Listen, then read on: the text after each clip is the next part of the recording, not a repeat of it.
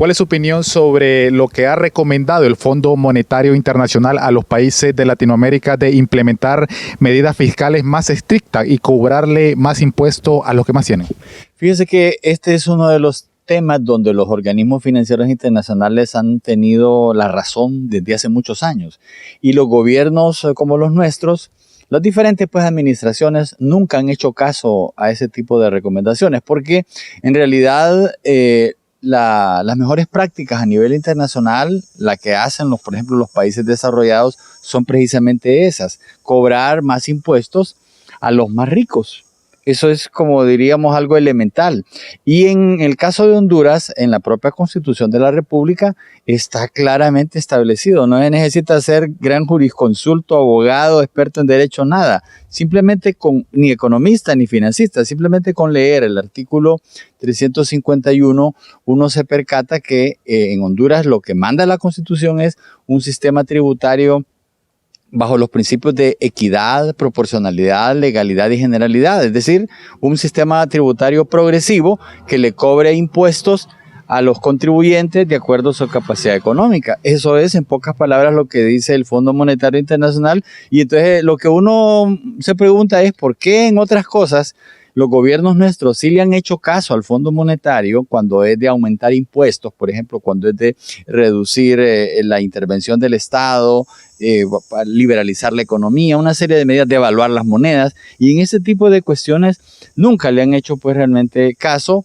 porque, como lo repito, son las mejores prácticas a nivel internacional y es lo que está señalado en la Constitución de la República de Honduras. ¿Qué tan factible es tomar esas medidas económicas aquí en el país, tomando en cuenta que recientemente se trató de implementar la ley de justicia tributaria y recibió una gran oposición por distintos sectores políticos, incluso empresariales, que manifestaron que se estaba atentando contra la inversión? Bueno, la ley, lo que se denomina ley de justicia tributaria, apenas está en su condición de proyecto de ley. Eso está, digamos, fue presentado, si no recuerdo mal, a principios del mes de marzo.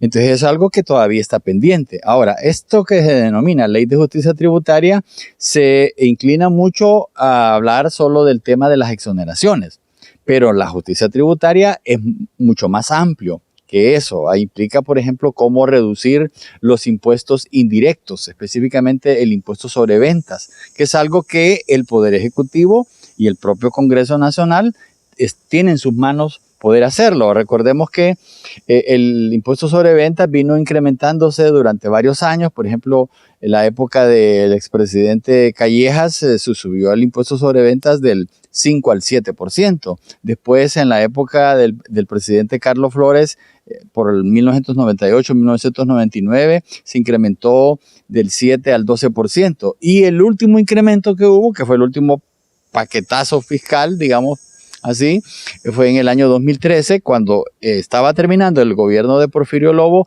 e iba a entrar o iba a iniciar el régimen de Juan Orlando Hernández, que se incrementó del impuesto sobre ventas del 12 al 15%. Eso solamente como una manera de decir, bueno, la ley de justicia tributaria todavía está pendiente, pero en realidad para que el sistema tributario corresponda a lo que dice la Constitución de la República y se apliquen esas recomendaciones del Fondo Monetario Internacional y de otros organismos internacionales, tendría realmente que cubrirse mucho más materias y obviamente va a haber oposición, muchos empresarios que han gozado de exoneraciones, algunos sectores privilegiados, pero el gobierno central, el Poder Ejecutivo actual, si tiene la inteligencia y realmente se sabe manejar, puede lograr el propósito de que el país avance en eso. Obviamente el Estado, el gobierno pues tiene que comprometerse a utilizar el gasto gubernamental de una manera más eficiente y mucho más transparente. El Fondo Monetario Internacional ha manifestado que este año 2023 no será tan fructífero económicamente,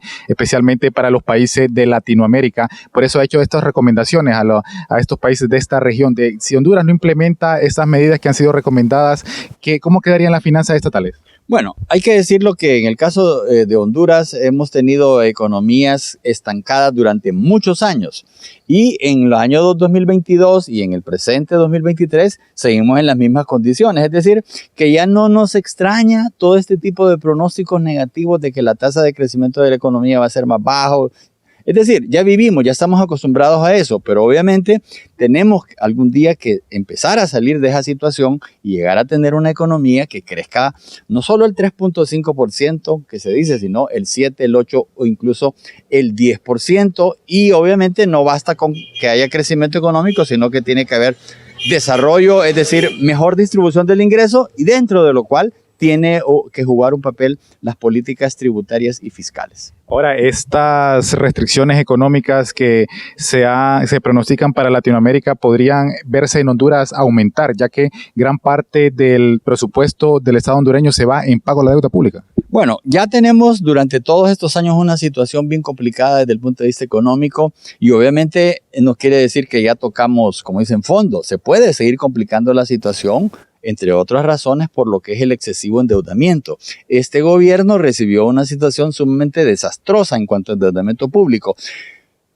Lastimosamente, este gobierno ha continuado incrementando la deuda, y el problema, como ya le hemos dicho siempre, no es endeudarse en sí, tomar un préstamo, sino para qué se utiliza este dinero y en qué condiciones se contratan estos préstamos. Entonces, en el caso de Honduras, se toman nuevos préstamos de organismos multilaterales, Banco Centroamericano, Banco Mundial, Banco Interamericano. Se toma, por ejemplo, préstamos del Banco Central, el uso de las reservas, de parte de las reservas internacionales, pero el uso que se le da a ese dinero no es productivo, va generalmente a gasto corriente. Entonces, esa es una de las cuestiones que hay que corregir, que hay que ajustar, y que en el caso de la administración actual, sobre la cual hay enormes expectativas, pero también en la medida en que no se ven señales de cambio de políticas, también va surgiendo mucho descontento.